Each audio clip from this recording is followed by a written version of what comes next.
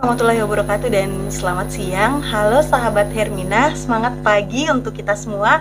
Ketemu lagi bersama saya Dr. Sahriana di Hermina Podcast. Nah, kali ini kita akan membahas suatu tema yang sangat menarik untuk kita perbincangkan. Dan tentunya saat ini saya ditemani oleh narasumber yang sangat kompeten di bidangnya. Yuk kita kenalan dulu. Halo, semangat pagi Dr. Ahyar. Pagi dong. Ya, kita bersama Dr. Ahyar, spesialis penyakit dalam yang merupakan konsultan ginjal hipertensi. Nah, Dr. Ahyar sendiri ini merupakan dokter di Rumah Sakit Hermina Makassar. Nah, Dok, mungkin boleh sedikit Dok memperkenalkan diri dan profil singkat dokter, Dok. Oke, terima kasih dok. Ya, sahabat Hermina dimanapun anda berada, perkenalkan saya Dr. Ahyar. Saya dokter spesialis penyakit dalam, konsultan ginjal dan hipertensi yang berpraktek di Rumah Sakit Hermina Makassar. Oke, itu saja perkenalan singkatnya dok. Oke Dok, tidak mau membahas lebih dalam ini Dok. Lebih dalam, Oke ya. baik Dok.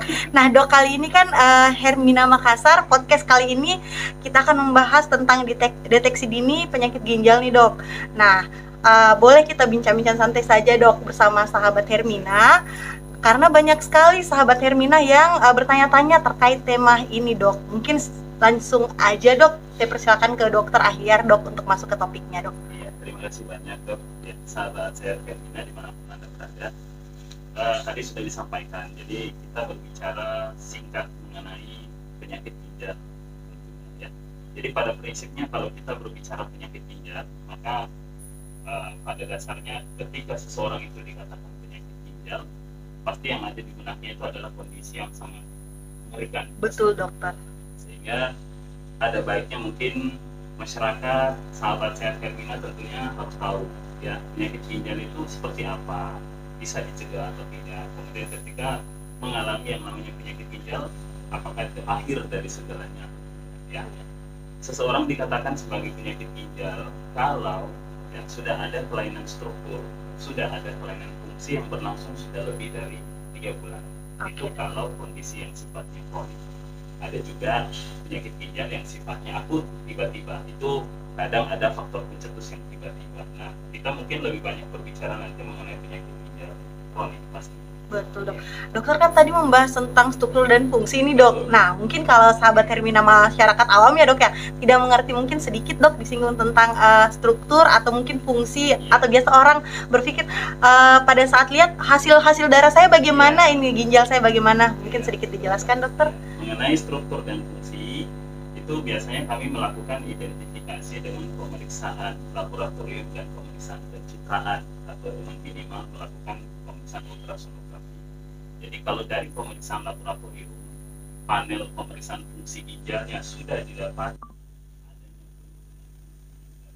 peningkatan yang biasanya kita periksakan dengan kreatinin, dihitung kemudian laju kecepatan filtrasinya sudah di bawah 60, atau sudah ada kebocoran di kencing pasien ya melalui protein di urin, atau minimal mungkin dengan ada albumin di urin, atau dari hasil pemeriksaan minimal USG itu didapati adanya struktur yang mengecil atau ada kista atau kelainan bentuk lainnya, itu sudah dikategorikan sebagai penyakit ginjal.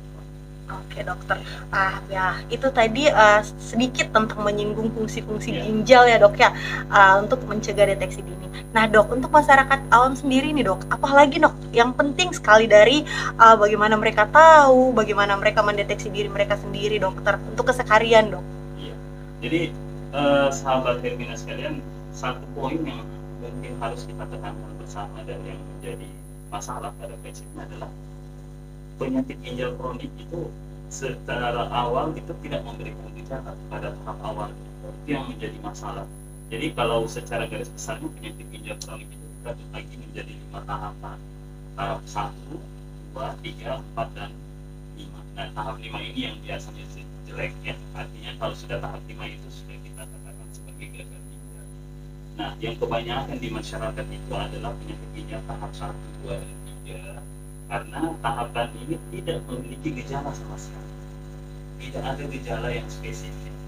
Nanti setelah tahapan itu masuk ke tahapan 3B, 4, dan terutama ke tahap 5, baru biasanya gejala-gejala yang spesifiknya muncul.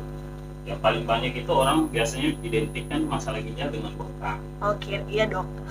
Gampang capek, sesak napas, itu biasanya nanti di tahapan 4 atau 5. Nah, yang masalah tahap 1 sampai tahap 3 itu kadang tidak ada gejala sama sekali. Maka sesuai dengan tema kita hari ini, penting sekali kita melakukan yang namanya identifikasi dan deteksi dini. Betul dok. Nah dok, kan kalau kita berbicara tentang deteksi dini dok, yang ada indikasi untuk melakukan deteksi dini itu biasanya penyakit-penyakit apa saja dok? Ya, itu yang paling penting Iya. ya. Jadi kalau kita sudah memiliki yang namanya faktor risiko, sudah memiliki kondisi-kondisi tertentu, maka itu sebaiknya kita melakukan identifikasi step ini. Seperti dikatakan oleh Dr. Nato tadi, apa kondisi yang mengakibatkan seseorang itu atau mengharuskan seseorang itu baiknya rutin melakukan pemeriksaan untuk identifikasi penyakit ginjalnya. Nah, yang paling banyak penyumbang kondisi penyakit ginjal itu saat ini dua, apa itu? Kondisi diabetes mellitus atau kencing manis yang tidak terkontrol, ya, kondisi tekanan darah tinggi yang tidak terkontrol. Kemudian kondisi lainnya seperti apa? Adanya penyakit infeksi saluran kemih, terutama pada Wanita, karena lebih pendek dok ya. Iya betul, tidak bergejala. Penggunaan obat-obatan yang sembarangan tanpa resep dan anjuran dokter, ya. Kemudian adanya penyakit struktur seperti kista. Nah, biasanya yang rutin dilakukan identifikasi penyakit ginjal itu kalau umur sudah di atas 60 tahun atau dalam riwayat keluarga memiliki riwayat penyakit. Maka kondisi-kondisi inilah yang kita anjurkan untuk melakukan identifikasi penyakit ginjal kronik minimal 2 kali per tahun atau paling jauhnya sekali. Ini poin pentingnya dok ya, 2 kali setahun atau minimal sekali setahun ya dok ya. Nah, kemudian dok, ini kan kita berbicara tentang deteksi dini penyakit ginjal ya dok ya. Nah, mungkin lebih menarik lagi nih dok, yang obat-obat sekarang, yang anak itu dok. Sebenarnya ini yang paling menarik dok.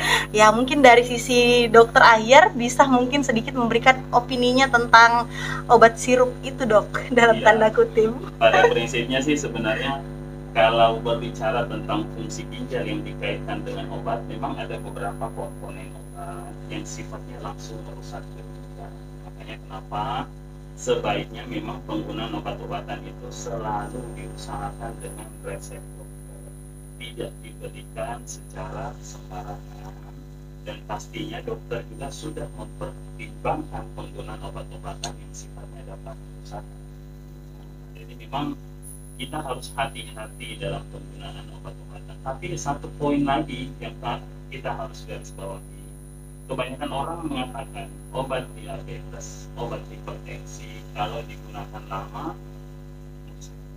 sebenarnya yang mungkin harus saya luruskan juga, betul dok, obat-obatan diabetes, obat-obatan hipertensi tidak merusak ginjal. Yang ada merusak ginjal kalau gula darahnya tidak terkontrol dan tekanan darah kita tidak berkontrol. Jadi obat-obatannya juga merusak. Makanya kalau kita sudah hipertensi, kalau kita sudah diabetes mellitus, maka kontrol kadar gula, kontrol tekanan darah dengan konsumsi obat-obatan itu justru yang akan membantu kita untuk melindungi ginjal. Iya, itu tadi dok. Sebenarnya banyak paradigma yang salah dok ya di masyarakat kita. Banyak yang harus ya, mungkin itu tadi penjelasan dari dokter Ahyar ya dok ya. Mungkin ada lagi tidak dok poin yang lebih penting lagi untuk teman-teman sahabat Hermina semua ketahui untuk deteksi dini. Kita kan tidak membahas terlalu jauh ya dok ya. Iya dok. Kalau bahas jauhnya mungkin lebih bagusnya nanti konsul betul dok. Mungkin itu sedikit ya dok ya tentang yang banyak teman-teman pertanyakan yang tentang penyakit ginjal. Kalau misalnya teman-teman semua di rumah mau lagi membahas ngobrol lagi dengan dokter Ahyar lebih jauh, boleh nanti ke Rumah Sakit Hermina Makassar. Nanti ini mungkin mewakili sedikit ya dok. Terima kasih untuk waktunya ya dok ya. Karena dok ini kita cuma mengambil Iya, dok. Satu lagi nih dok, hampir saja saya kelupaan. Nah, untuk melindungi ginjal kita tips-tipsnya dok. Oke. Poin penting nih dok, saya Tips yang lupa. paling penting ya. Jadi kalau pada prinsipnya melindungi ginjal kita selain dengan kontrol penyakit dasar, kalau sudah memiliki penyakit dasar, maka poin-poin yang penting lainnya yang paling sederhana itu adalah konsumsi cairan yang cukup pastinya.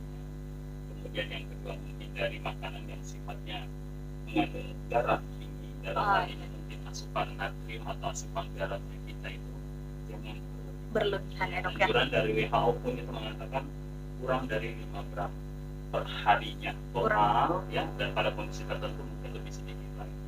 Kemudian asupan cairan, asupan garam, dan yang pastinya adalah olahraga. Itu sangat membantu kita, aktivitas fisik juga sangat membantu kita untuk melindungi ginjal. Yang ringan pun tidak apa-apa, yang penting ringan pun olahraga tidak ya ada dok. masalah. Yang penting olahraga dilakukan secara kontinu. Oke, dok. Baik dokter, terima kasih atas penjelasan singkatnya. Nah, untuk sharing hari ini insya Allah bermanfaat untuk kita semua. Semoga juga penjelasan dari dokter Ahyar menambah pengetahuan sahabat Hermina di rumah. Nah, untuk teman-teman yang ingin melakukan konsultasi dengan dokter Ahyar, bisa melalui yang pertama itu bisa melalui App Store. Kita ada Hermina, Halo Hermina. Yang kedua itu boleh melalui website www.herminahospital.com dan boleh melalui hotline center kita di 1500488. Oke, sekian dan terima kasih. Sampai jumpa di podcast berikutnya. Terima kasih banyak dokter. Salam Hermina.